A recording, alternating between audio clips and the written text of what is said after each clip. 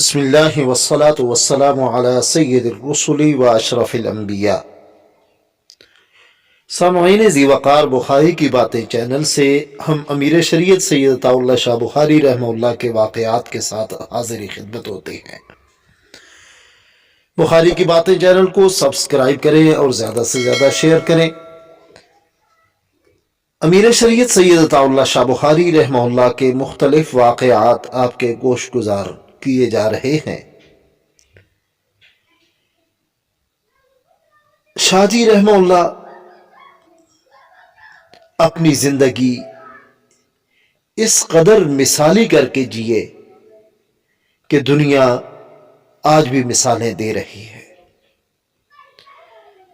مجلس احرار اسلام نے اعلان کیا کہ رمضان المبارک کا آخری جمعہ گرداسپور میں امیر شریعت پڑھائیں گے۔ یہ سن ہے 1933 یا 34 کا۔ اس اعلان کے ہوتے ہی پنجاب بھر کے مسلمان گرداسپور پہنچنے کے لیے پر تولنے لگے۔ حکومت پنجاب نے بھی جو شروع سے مسلمان اور قادیانیوں کے درمیان تماشائی تھی، جمعہ کے اجتماع میں مداخلت مناسب نہ سمجھی۔ شہر سے باہر کھلے میدان میں نماز جمعہ کا انتظام کیا گیا۔ گرداسپور کی زمین اس روز اپنے مہمانوں کو سنبھالنے سے قاصر تھی۔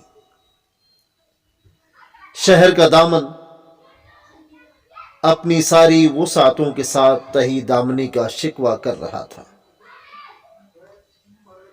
امیر شریعت رحمہ اللہ سر پر عربی طرز کا رومال باندھے، ہاتھ میں کلہاڑی سنبھالے، جب جمعہ کے خطبے کے لیے ممبر پر کھڑے ہوئے تو یوں محسوس ہوتا تھا جیسے کوئی عربی شاہ سوار ہے جو ابھی گھوڑے سے اتر کر فوج سے میدان جنگ میں خطاب کر رہا ہے۔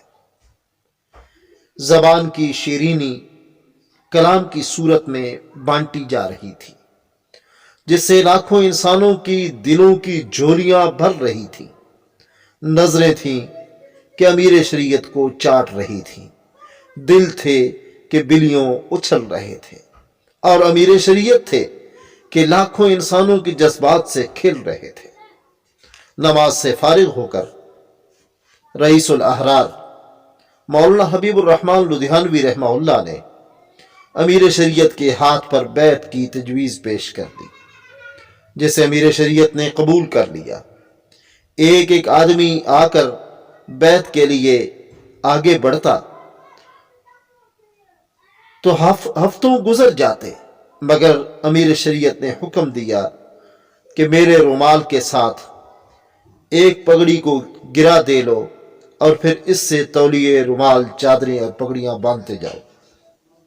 جس کا ہاتھ ان کپڑوں سے لگ جائے وہ میری بیعت میں اپنے آپ کو داخل سمجھے۔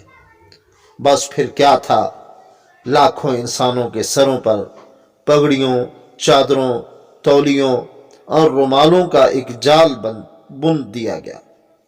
یہ سلسلہ ختم ہوا تو امیر شریعت نے بیعت ہونے والوں کو شرعی احکام سمجھائے، نیز فرمایا کہ کل ہر شخص اپنے اپنے گھر پہنچ کر ایک پوسٹ کارڈ پر اپنا نام اور پتہ درج کر کے مجھے بھیج دے۔ یہ 22 مارچ 1935 کو جب خلیفہ قادیاں مرزا بشیر الدین محمود امیر شریعت کے مقدمہ میں بطور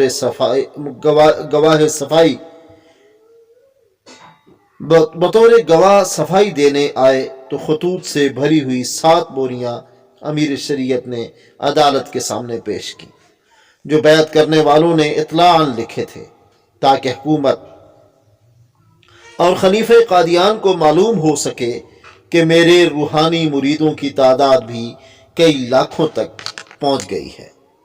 سامعین ذی وقار، عدالت نے امیر شریعت سید عطا اللہ شاہ بخاری پر فرد جرم عائد کرتے ہوئے لکھا، ملزم نے اپنی تقریر کے دوران ملک معظم کی رعایا کے 2 طبقات احمدیوں اور غیر احمدیوں کے درمیان دشمنی یا حقارت پیدا کرنے کی کوشش کی۔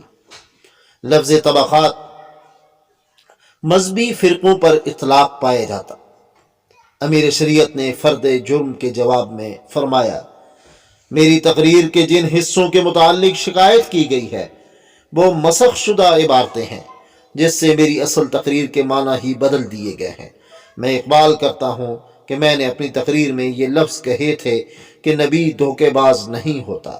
تبلیغ کانفرنس میں جہاں میں نے سچے اسلام کی اشاعت کے لیے خطبہ صدارت پڑھا تھا، مرزا بشیر الدین اور مسلمانوں میں حقارت پیدا کرنے کا کوئی موقع ہی نہ تھا۔ مرزائی 40 کروڑ مسلمانوں کو مرزا غلام احمد کو نبی نہ ماننے کی وجہ سے کافر کہتے ہیں، اور چونکہ یہ مذہبی اختلافات ہیں، اس وجہ سے احمدیوں غیر احمدیوں میں شادی بیاہ کے اور دوسرے تعلقات ممکن ہی نہیں۔ مرزائی مسلمانوں کے بچوں کا جنازہ بھی نہیں پڑھتے، اور وہ مسلمانوں کے متعلق خنزیر کا لفظ استعمال کرتے ہیں اور ان کی عورتوں کو گالیاں دیتے ہیں اور کتیا سے بھی برے لفظ استعمال کرتے ہیں۔ اگر ضرورت ہوئی تو میں ایک تحریری بیان شامل کروں گا۔ سامعین ذی وقار، امیر شریعت سید عطا اللہ شاہ بخاری کا کون مقابلہ کر سکتا تھا؟ مرزا بشیر الدین ٹوڈی اور اس کی ساری جماعت شاہ جی کے سامنے گھٹنے ٹیکے ہوئے تھی۔ شاہ جی کو اللہ نے فتح نصیب فرمائی۔ شاہ جی نے جو عدالت میں تحریری بیان جمع فرمایا، انشاءاللہ اگلی ویڈیو میں ہم وہ پیش کریں گے۔ جزاک اللہ الکریم۔